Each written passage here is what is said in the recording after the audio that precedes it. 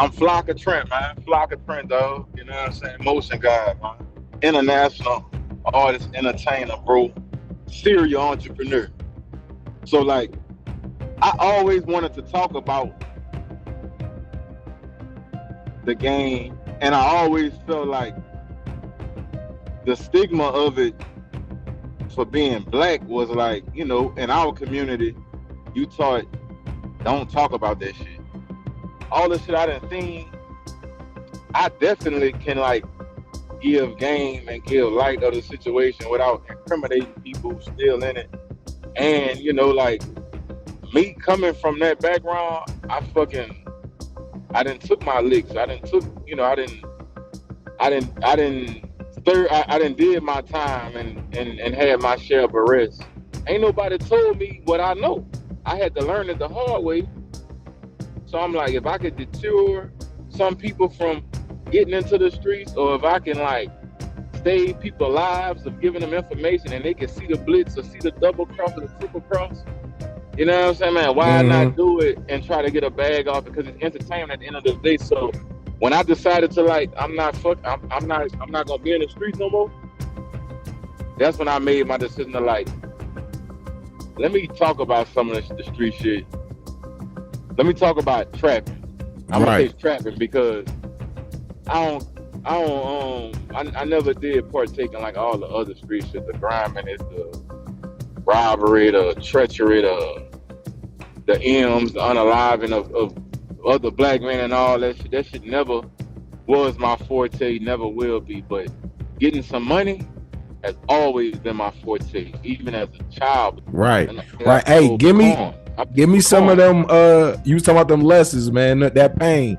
Give me what's a lesson that you learned in the game that would help somebody avoid the double and the triple cross, like you were saying. My first charge, I was 20, so I had made it like all the way from like 16 to 20, nigga, no charge. And I'm like, everybody kept telling me, you don't want to be convicted, bro. That ain't cool. And you remember like back in the day, them dudes that was convicted felons would wear that shit as a badge of honor, bro. Yeah. You know what I'm saying? Like, it's like a convict is like, people was like scared and they revered them and was scared. But the convicts, the fake love that you get in the streets, the shit is like consuming. It's like, it's a rush. Yeah. But whole time, none of the convicts never broke down the parameters inside of being convicted. Like how hard it is to get the job, how the stigma of it, how the police treat you afterwards, how people, you know what I'm saying? So anyway, one of my hard, painful lessons was my first charge. But my first charge, I didn't have to catch if I'd have just listened.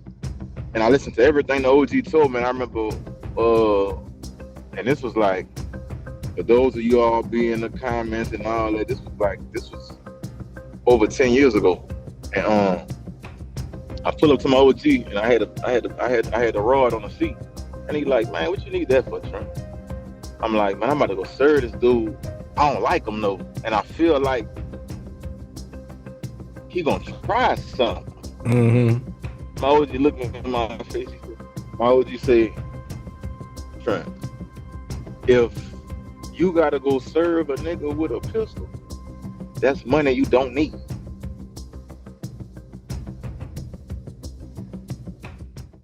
This week's episode, man, we gonna holla at the boy Flocka Trent, ex-trapper / rapper / cannabis entrepreneur. PP craze, the EDD unemployment craze. How did that affect the black market cannabis game?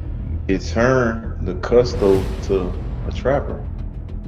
If you haven't already seen it, y'all check out our first 2 episodes with the boy Neo Cannabis, where, from a Cali plug perspective, he gave us a lot of information on Telegram and distros and the Chinese nationals taking over the cannabis industry. This week's episode, man, we sit down with the boy Flocka Trent and we talk to him about, how he got started in the game in the streets of Louisiana. When did you get in the game? Like your first plug, your first flip, like what? Like, give me that story. My first play, I was 15, and I'm an ex-athlete as well. That's why I say like I lived a triple life for a long time since young. Like I was 15. Of course, nigga come from poverty, kind of, and then my mom was a single parent. I had a dad. I still have a dad, but he lived in like 4 hours away. So he did what he could. He sent his bread, but him being there, he couldn't. He was married. Right. So I was his first kid. So I didn't have a father figure present. You know what I'm saying? So I had to, when you don't have a father figure as a male, you're going to turn to other males. Yeah, the ones around you. Uh-huh. So at 15, I start seeing like, okay, I'm tired of my mama telling me, no, I can't get the things that I want. I respected that she was grinding, going to school to be, become an RN. No, she is going to school, finish her RN, and moved us in a nice crib. So I respected her grind, but I'm like, I started like getting that feeling like, okay, I'm not a little boy no more. You got to make some shit happen, nigga. So I started hustling like low key. All my partners was smoking weed, and I was like, man, y'all niggas crazy. I'm an athlete. I ain't smoking. And they was like, man, weed make you faster. I'm like, nigga, shut up. He said weed make you faster. Yeah, I'm like, man, I'm not doing a drug. I'm not drinking. I'm like, that's the kind of nigga I was. Real talk, kind of nigga I was as a jit. So the first time I sold something, I sold some work, man. You know what I'm saying? Like at the first tangible drug I got in my hand was work. And I remember like my partner he had been selling work. And I'm like, damn, so this how this nigga be having lots of money. Cause he'll always have a knot of money come to school. 9th grade, come to school, he got a knot of money. He buying candy, he buying extra pieces at Cab for bitches. I'm like, but me, I was like, I'll be picking cans on the weekend, go pick pecans and go sell them. Like I wasn't, you know what I'm saying? So my boy, you wasn't in the streets trying to get your money. Yeah, but my boy, he was in the streets getting money, but he was pussy. And I'm like, this nigga pussy, but he getting money. I'm trying to figure out. And he told me like, bitch, I be woo doo woo.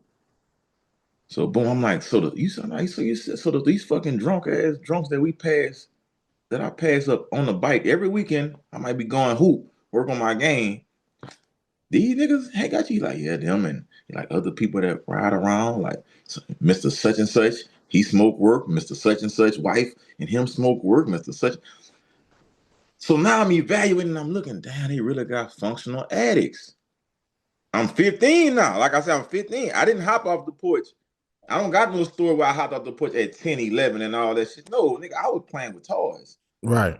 Playing in baseball and bitty basketball, little league basketball and shit, playing with toys, wrestling men, collecting Pokemon cards. But I always scuffled. I always had to scuffle because I'm African.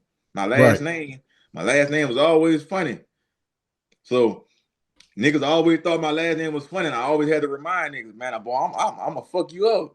So I always was I always had the fucking jacket of a street guy, but I just didn't fuck with it. So boom, my boy turned me on. I sold work with him for a couple times, and we went buy some work from an older dude. Then I started going back to my hood in Opelousas, the hill town. And all my partners over there sold crack. All of them damn near. So what I did, boom, I forgot in what I fit in. But I immediately started seeing like the hill was like the city area. Where where my mom had moved us, that was the country. Right. It was a total different. Like it was niggas in the country sell work respectfully. Niggas in the city disrespecting, kicking junkies in the ass, slapping them. That's people grandmothers, grandfathers. So I'm like, I wasn't raised like this. So I'm selling work I'm like, the money not adding up. It's 30 niggas got work. I'm the 32nd, the 31st, 32nd. I'm like, man, this shit not. I'm like, the chances that I'm hearing niggas take, like, nigga get popped with this, and I'm hearing the chances niggas taking, nigga putting 40 rocks in their mouth and bleeding, putting 40 rocks in their mouth just to make $300 a day. And I'm like, $300 a day was a lot. Now I'm 16. $300 a day is a lot at 16. I'm like, 40 rocks. I'm like, what's that doing to the body? I'm still an athlete. Right. So you think about what it's doing to your body, all type of stuff. So I'm like, nigga got 40 rocks in his mouth. By the time nigga spit the rocks out, nigga, and sell them, the rocks then shrunk. So that mean the crack then hit your body, nigga. I'm just so nigga. I travel about 4 rocks in my mouth on a bike. That shit was killing me. Like I'm talking about, nigga. That shit would tire me the fuck out. That's why I say drugs do shit to people differently. So me putting the crack in underneath my gums and shit, it wasn't amping me up like other niggas. It was like down in me, like I'm sleeping all day and I get up with the chickens. I'm like, this not for me, bro. You ain't like how it made you feel. So so just to put it out there again for the viewer, I know your story somewhat, but now you don't do none of that stuff now. You running legal businesses, no. Right? You are artist, you are influencer, all of that. So we really talking some old shit. We talking 2006. We talking 2006, brother. No, I'm just putting that out there just because, motherfuckers will swear we was incriminating motherfuckers and you telling people and all that shit. So yeah. So like, listen, we talking 2006, and I'm giving the full story of how I became how I started selling weed and then how I transitioned. For those of you all be in the comments and all that, this was over 10 years ago, and I pull up to my OG and I had a rod on the seat, and he like, man, what you need that for, Trent? I'm like, man, I'm about to go serve this dude. I don't like him though, and I feel like he gonna try something. Mm-hmm. My OG looking in my face. My OG say, Trent, if you gotta go serve a nigga with a pistol, that's money you don't need. Facts. He say you pull up to my house with you pull up to my house with my children at. I trust you and I feel like you solid enough to not tell on me. Right. And I feel like you're not gonna bring no harm to my door. He say you only need to deal with people that you can don't have to second guess that's gonna put a bullet in your back or a knife in your back. And I was like, yeah. And bro, dude was gonna get a dude was the person who I was gonna serve, bro, was he was getting a pound back then, and I was only gonna make $25 off the pound. But my whole point objective to serve him was to show him like, nigga, if you play with me, I'm gonna leave you right here. And I ain't had no charges. I had a legal pistol. So I'm like, even if it's a drug deal went bad type of situation, if you try to rob me, I'm gonna leave you right here. Right. That was my mentality. Like, I want him to try. When my mentality should have been like, he a grimy ass dude.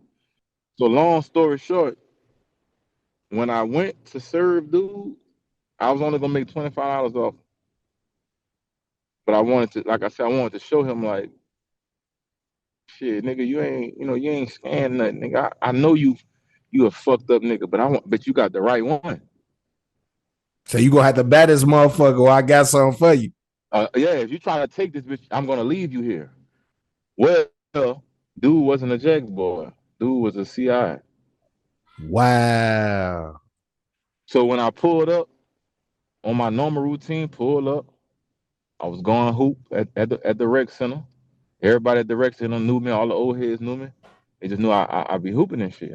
I was good, and I was in college too. I was going to Southern University in Baton Rouge, so I was catching street deals, and I was trapping like a motherfucker at school. But I was in the streets too. I was living really like a double life, and I was on the basketball team. I was on the practice squad, so I was living a triple life, bro, and going to class. And when I pulled up unmarked cars came from everywhere. Camaros, trucks, Hondas, Camrys. Box man, the laws, first time the laws put the gun in my head. Like, get on the fucking ground fire, blow your brains out. Move a motherfucking muscle. White man had that gun to my head. That's when I knew. Thinking that the person was going to jack me, and he turned out to be a CI. So, hey, that shit taught you, like, trust your first man, right? Like, your first man, your best man. So, listen, so what I later found out in life is that we got two brains, our stomach and our head. So when we born as a fetus, we come from the middle and then we open up. So the stomach is the first thing to, like you know what I'm saying? Our first consciousness is our gut. Right. That's why the old people would say, my gut feeling told me don't do this. That's hard, bro. Your gut should override here every time. If your gut telling you, go with it. No, hey, facts. Hey, so how you get in tune with Neo? Like, how the podcast start, man? So look how the podcast started, bro. I was chilling one day and I was like, I'm like, damn, I'm seeing the climate of the cannabis market. And like I said, I have a legal cannabis company now as well. But I'm hearing, from I keep my ears to the streets. I'm hearing my partners and shit, they talking about what they paying for this and that. And I'm hearing the silent complaints of, I'm hearing how cheap weed going for. Yeah. On the black market. And I'm like, what the fuck? And I'm hearing dudes like making 150 profit off a pound and they paying 500, 600 for. I'm like, so you giving up 600 all just to make a profit of 150? That's crazy. Man, I'm like, and this is dudes in states where the laws are still kind of strict. And I'm like, bro, y'all not gonna go get a job? The market over. And I'm like, man, dog. So I was sitting in the car and I had just finished talking to my dog because they like, bro, how the THCA going? I'm like, man, they like that shit, man. It's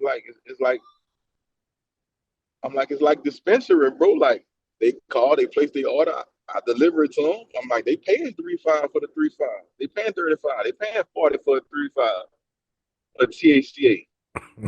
I'm like, so bro, I'm like, they like, oh, I ain't a real weed. So my partner. Hold on. You said they paying 40 for the 3.5 of THCA. Yes. You can look up my site, 448cannaclub.com. Bro, that's crazy, bro. You just told me something, bro. So yeah, so you know what I'm saying? And we could get to that, right? We could get to that too. But so I just got off the phone with one of my boys and I was sitting in the car, just how we sit in the car, and I'm like, man, who can fuck the prices up the most? And I was like, man, and I had been on a 60-day run of posting content. YouTube, TikTok, Instagram, YouTube, TikTok, Instagram, YouTube, Facebook. And I was on my strategic motion. I'm like, I ain't never posted this much ever in my life. Let me see how far this can get me. Mm-hmm. Like, let me do something different. And I was like, when I said, man, who can fuck the prices up the most? I put the phone on, I put the phone in my little phone bracket on my dashboard. And I was like, man, who can fuck the prices up the most? And I was like, is it just a pandemic or is this going on around the world where who can sell the most and make the less? And bro, the first day, it was niggas kind of like, hey, nah, nigga, your trap slow, nigga. That's why you saying that. I'm like, damn, they on my ass. When I woke up the next day, I was at like 25K. Like, okay. All right. I looked like 3 hours later, 50K. I'm like, all right, shit, niggas ain't hating. And they had a couple of niggas in the who personally from where I'm from and like areas that I be in, was kind of like saying shit. I kind of had back and forth a couple of them. The next day when I woke up, that bitch was at 100K. Damn. I said, oh shit. I said, okay. So the people made you a spokesman for the weed game online. The people gave me. I'm already the people's champ, bro. I already talk about real shit that people don't want to talk about. So once I hit him with the who can fuck the prices up in the trap community, you know, it's a very prideful community. Everybody want to act like they just making so much money, but you done been there and I done been there. You know, sometimes shit don't be adding up, and you want to say something so bad, but who can you say something to? Facts. It ain't no commission. It ain't no HR that you can go to in the trap. You gotta suck that shit up, bro. So when I said that, it was a bunch of people saying, "Bro, I've been feeling like this for the last 8 months, man. For the last 2 years, bro. I want to give me a job. I can't do it no more." So it was confirmation that, man, I really know. And I know that I know what I'm talking about, but it was confirmation that everybody capping. So that's when like a lot of big rappers start following me, liking the post and shit, cause they understand, like, you know, like we already know, like if you rich and you can drop them dropping 20 grand, 30 grand on their pocket to get bags no more, they ain't getting the same return that they was getting in COVID.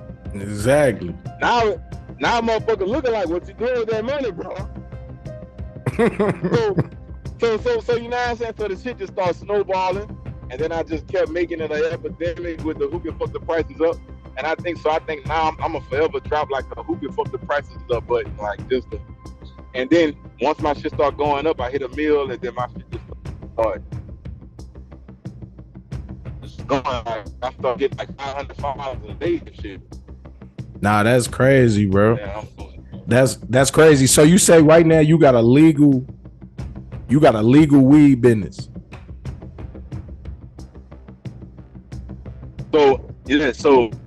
And they have this law called the 2018 Farm Bill. Okay. 2018 Farm Bill, where the federal government passed that hemp is legal underneath the federal guidelines. Cannabis is not. Under hemp falls CBD and THCA. Okay. Yeah, I heard of it. I see it sometimes. The loophole is that THCA automatically turns to THC once it's inflamed.